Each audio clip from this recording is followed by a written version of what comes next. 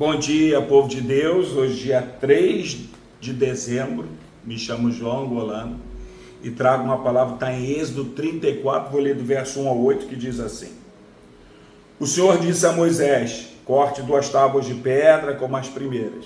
Nelas escreverei as mesmas palavras que estavam nas tábuas que você despedaçou. Esteja pronto amanhã cedo para subir ao Sinai e apresentar-se diante de mim no topo do monte.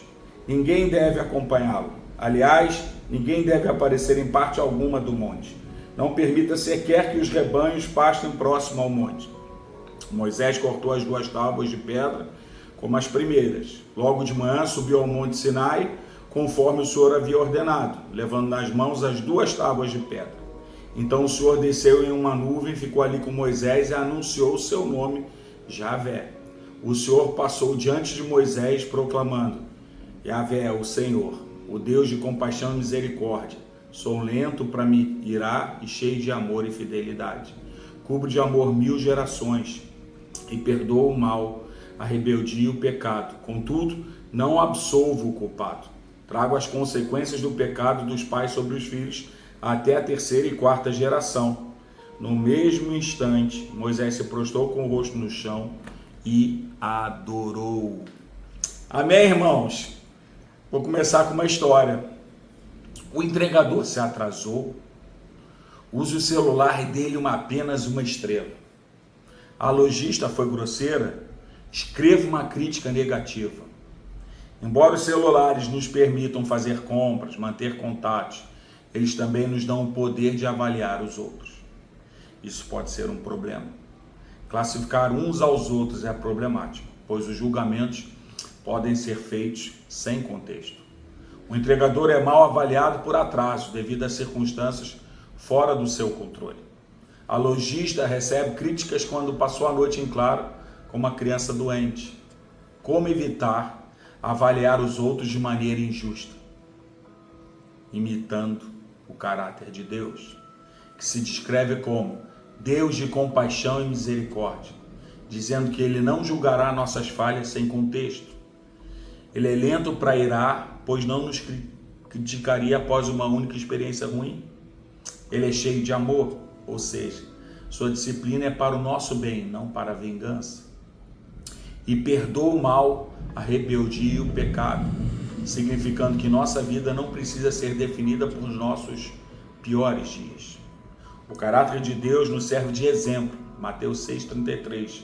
Podemos evitar a dureza com que os smartphones nos possibilitam agir, optando por reagir como Deus o faria. Todos nós podemos avaliar os outros com severidade, mas que o Espírito Santo nos capacite a agir com um pouco mais de compaixão. E qual é a verdade de hoje, meus amados irmãos? O caráter de Deus é o exemplo a ser seguido. Amados, conhecer o caráter de Deus é de fundamental importância para que vivamos uma vida de fé. Jamais vamos confiar quando não cremos e não podemos crer em quem não conhecemos. Quanto mais conhecemos a Deus, mais vamos crer nele e consequentemente iremos nos relacionar. Em tempos de paz, todos dizem imitar a Deus. Mas e nos momentos de injustiça, de erro e de afrontas? Quem é você? É possível andar com alguém e não perceber a sua grandeza. Nós nos acostumamos tanto com o que é comum que tendemos a desvalorizar, não atribuir mais a importância que um dia oferecemos. Os discípulos foram capazes de deixar as suas casas, familiares, amigos, profissões e o contexto em que viviam porque confiaram e valeria a pena abrir mão de tudo e segui-lo. Porém, diante de uma situação que se apresentava maior que eles, o medo sufocou as convicções que pareciam tão fortes.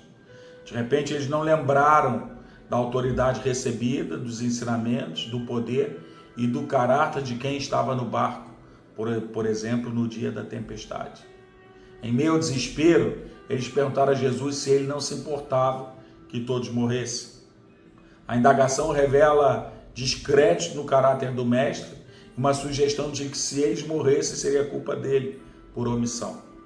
Os discípulos tinham certeza que poderiam naufragar, mas havia desconfiança do amor e bondade incondicional de Jesus. Ele é a exata expressão do Pai. Deus é bom sempre, independentemente do que aconteça. Essa é uma verdade irrefutável que precisa estar arraigada em nosso coração. Quando acontece algo que não entendemos, se somos tendenciosos a questioná-lo como se fosse o responsável pelo acontecimento ou irresponsável por não impedir. Isso nos revela que temos dúvidas sobre o seu caráter. Satanás quer que essa incerteza exista. Nosso inimigo busca arduamente nos chacoalhar para gerar desconfiança. Instabilidade no relacionamento com o Pai, porque onde houver receio de confiar, haverá fragilidade e uma porta aberta para o erro. Deus não tem problema em ouvir nossas indagações e inseguranças, mas almeja que o conheçamos, a ponto de saber que mesmo diante de medos, dores, ausência de respostas ou explicações, nós vamos permanecer crendo que Ele é bom e não muda. É comum diante da pressão sermos tentados a encontrar um culpado, mas mesmo que as coisas não aconteçam como desejamos, Deus é sempre o nosso aliado e o diabo sempre será o nosso inimigo. Quando conhecemos o caráter do nosso Pai, não duvidamos dele e somos conscientes que ele não nos deve nada. Ele nunca estará em dívida conosco. Se você está passando por alguma situação que não entendeu por que ele não agiu como você esperava, blinde sua mente, lembrando das diversas manifestações da sua bondade para com você ao longo da vida. Decida hoje reconhecer que ele é bom e não muda, que essa questão está fechada e ponto final. Convicção bloqueia todas as possibilidades para dúvida. Sabendo disso, imite-o. Amém? Aquele pedido, você já está inscrito no canal? Se não tiver, se inscreva, compartilha, manda para alguém que Deus colocou no seu coração. Deixa Deus te usar. Amém? Graça e paz.